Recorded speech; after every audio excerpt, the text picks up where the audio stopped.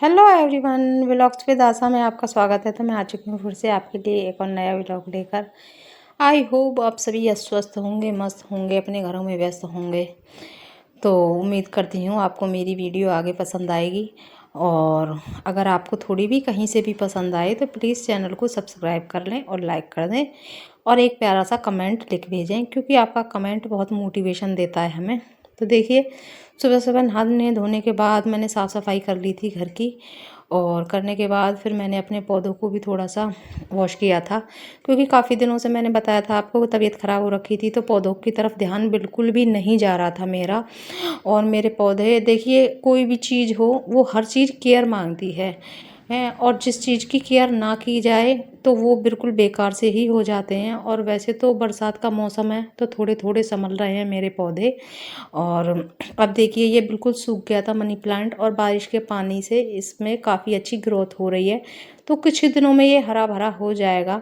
और देखिए, चलते हूँ ऊपर, दिखाती हूँ आपको। मौसम बहुत ही सुहाना हो रखा है, और ये है मेरे गुड़हल के फूल, और प्यारे प्यारे से। और वैसे इन पे न मिलीबग लग चुका है।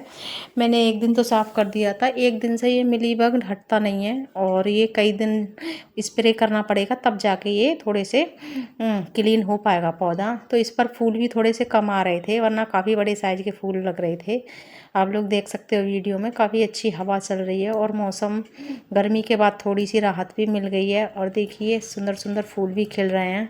देखिए, बरसात में कैसा भी पौधा हो, या तो इंडोर हो या फिर आउटडोर हो, सभी को बरसात की ज़रूरत होती है। कोई भी पौधा ऐसा नहीं होता जो कि पूरी तरीके से इंडोर हो, क्योंकि देखिए, हर पौधे को नाइट्रोजन की ज़रूरत होती है, जो कि हमें वो बारिश के पानी से ही मिलती है।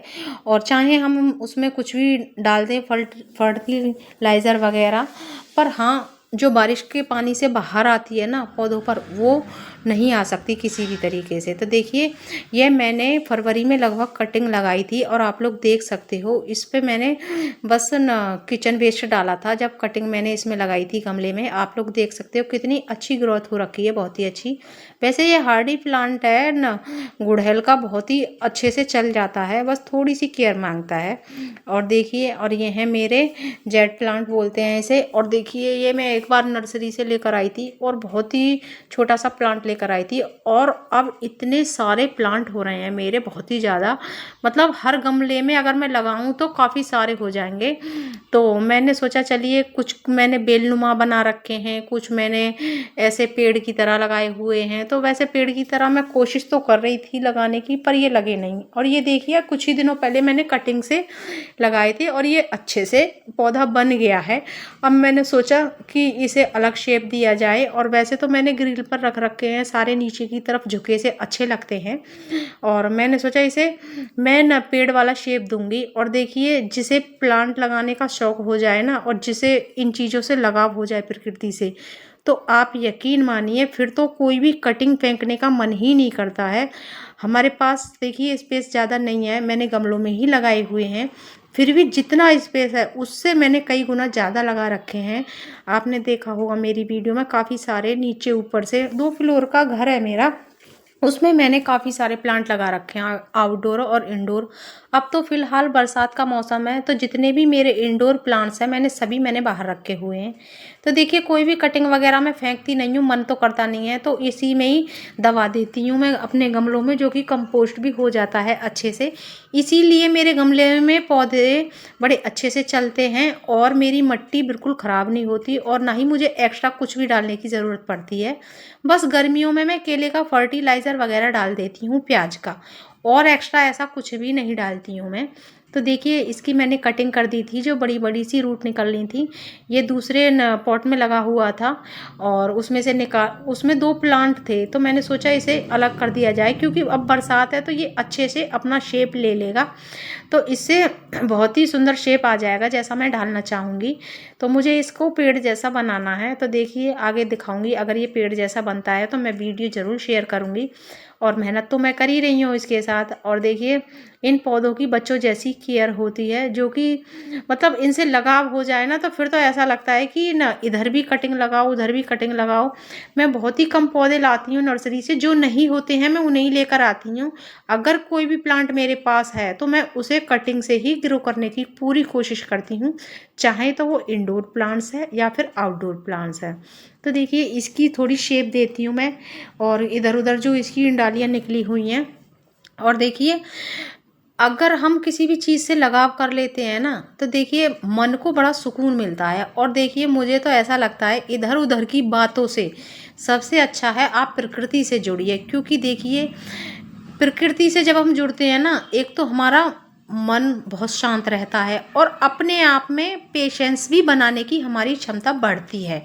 क्योंकि देखिए कुछ लोगों को ऐसा होता है कि जल्दबाजी में हड़बड़ाहट में काफ़ी सारे काम करने की आदत होती है।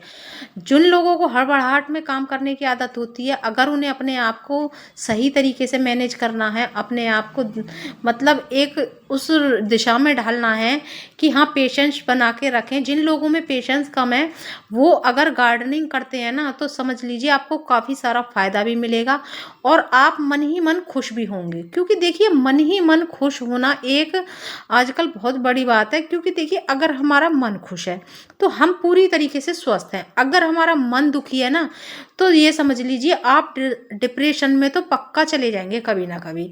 तो देखिए पहले मेरे साथ ऐसा था। वैसे देखिए मुझे शौक तो पहले से ही था पेड़ पौधों का, पर मैं पहले इतना देखिए नहीं जान पाई किसी भी चीज़ को, और धीरे धीरे मुझे समझ आई। और फिर मैंने अपनी प्रकृति से थोड़ा सा लगाव मतलब इनको थोड़ा सा टाइम दिया। और देखिए वैसे पहले मैं सोचती थी मेरे पास ज़्यादा जगह नहीं है, कहाँ से मिट्टी लाऊं, कहाँ से क्या करूं, तो मैं काफ़ी सोचती थी। और देखिए शुरुआत में सभी के साथ ऐसा होता है, जब आप किसी भी काम को सीखते हो तो उस काम में हम पहले जीरो ही होते हैं। हीरो तो देखिए टाइम के साथ साथ बना जाता है, कोई भी एकदम से हीरो नहीं बन पाता है। और जीरो से ही स्टार्ट करी थी मैंने अपने गार्डनिंग की, और काफ़ी सारी चीज़ों की जीरो से ही स्टार्टिंग की थी, जो कि मुझे इनकी ABCD भी नहीं पता थी पहले। पर हाँ अच्छा लगता था सभी पेड़ पौधों को देखकर। अपने आप से लगाना, इन चीज़ों को केयर करना नहीं आता था मुझे। कुछ मेरे प्लांट्स में लेकर आई शुरुआत में तो कुछ मेरे बेकार भी हो गए। फिर धीरे धीरे देखिए गलतियों से इंसान हारना नहीं चाहिए, गलतियों से इंसान को सीखना चाहिए। तो देखिए मैंने काफ़ी सारी चीज़ें ऐसी हैं जो कि मैंने अपनी गलतियों से ही सीखी हैं। और जब हम किसी काम को करते हैं तो धीरे धीरे कुछ बिगड़ते हैं और कुछ सुधरते हैं, तो अपने आप ही हमें वो काम आ जाते हैं। तो देखिए अब ये एक और प्लांट्स है, इसे क्योंकि मैं परमानेंट रखने वाली हूँ इन प्लांटों को, तो इसीलिए मैं ऐसे पॉट में लगा रही हूँ इन्हें, जिससे कि ये इसमें लगे रहें आसानी से। और देखिए इन पॉट्स में ये वाले प्लांट्स बड़े अच्छे से चल जाते हैं। मैंने इसमें एरिका पाम लगाया था, जो कि मैंने इंडोर रख दिया था और वो सूख चुका था, आपने देखा होगा सारी मतलब सूख चुकी थी सारी डालियाँ उसकी। तो मैंने वो निकाल कर दोबारा से ये वाला प्लांट लगा दिया, जेड प्लांट। अब ये दो पहले एक ही गमले में लगे हुए थे, अब मैंने दोनों में अलग अलग लगा दिया है। अब ये काफ़ी बड़ा है तो इसे बेलनुमा ही रहने दूंगी, और दूसरे वाला मैं आपने देखा है उसे मैं पेड़ की तरह लगाऊंगी। तो इसकी भी थोड़ी सी कटाई छटाई कर दी जाती है। तो देखिए अब मैंने इसकी कटाई छटाई करने के बाद, अब बरसात का मौसम है, ये अच्छे से फिर से अच्छे से ग्रो कर जाएगा। क्योंकि बरसात का मौसम ऐसा होता है, अगर आप 10 कटिंग भी लगा रहे हैं किसी प्लांट्स की, अगर आपकी मिट्टी अच्छी है तो आप ये समझिए कि आपका पौधे लगभग 10 में से 7 या 8 तो अच्छे से ग्रो हो ही जाएंगे। मैं अपने पर्सनल अनुभव से कह रही हूँ इस बात को। क्योंकि देखिए पहले मैं भी नई नई थी, शुरू में मेरे काफ़ी सारी कटिंग लगाती थी तो बिल्कुल बेकार हो जाते थे। और देखिए एक प्लांट से मैंने अनेकों प्लांट इतने बनाए हैं, बहुत ज़्यादा। और देखिए आपको मैं दिखाऊंगी काफ़ी सारे मेरे पास सॉन्ग ऑफ इंडिया के एक प्लांट लाई थी मैं, उसके मैंने बहुत सारे प्लांट बना लिए हैं, किसी दिन और दिन दिखाऊंगी। और देखिए छोटी सी कटिंग है और इसे भी लगाऊंगी मैं, क्योंकि सर्दियों में के लिए अभी अगर हम प्लांट को तैयार कर लेंगे तो आगे से पूरी सर्दियां वो अच्छे से चल पाएंगे, क्योंकि सर्दियों वाले प्लांट हमें बरसात के मौसम में ही तैयार करने होते हैं। बरसात के मौसम में ही देखना होता है कि हमें किस पॉट में लगाने हैं और रिपोर्टिंग कब करनी है हमें। तो आपको देखिए वीडियो कैसी लगी और आप प्रकृति से जुड़ी, तो देखिए अगर थोड़ी भी पसंद आती हो तो चैनल को सब्सक्राइब ज़रूर कर लेना, एक प्यारा सा कमेंट लिखना।